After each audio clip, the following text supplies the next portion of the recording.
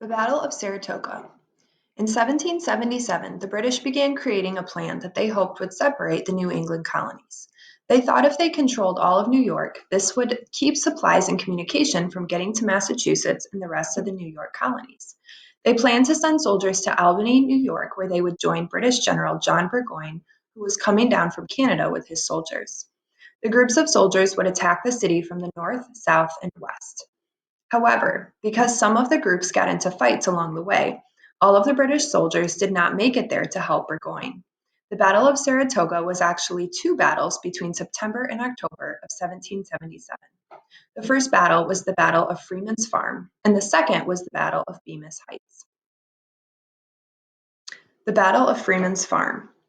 As British General John Burgoyne and around 6,000 of his troops headed towards Albany, New York, American General Horatio Gates and his nearly 12,000 Continental soldiers stopped him outside of Saratoga, New York.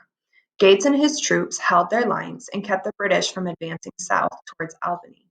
Burgoyne was forced to go back to his camp and create a new plan. The Battle of Bemis Heights.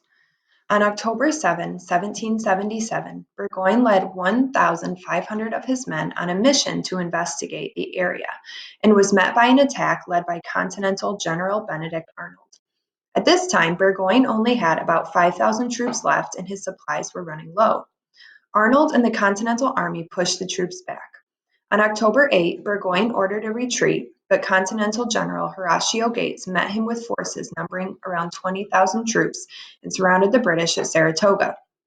Burgoyne was forced to surrender on October 17, 1777. He and his army returned to Britain, never to return to North America in disgrace. A turning point.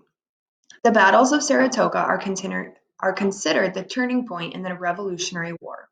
A turning point is an event that causes a change. After this battle, it looked as though the Americans may win the war. The French were convinced that the Americans were a new nation and made an alliance with America. They sent soldiers, ships, and supplies to support the Americans. This would be the help the Americans needed to win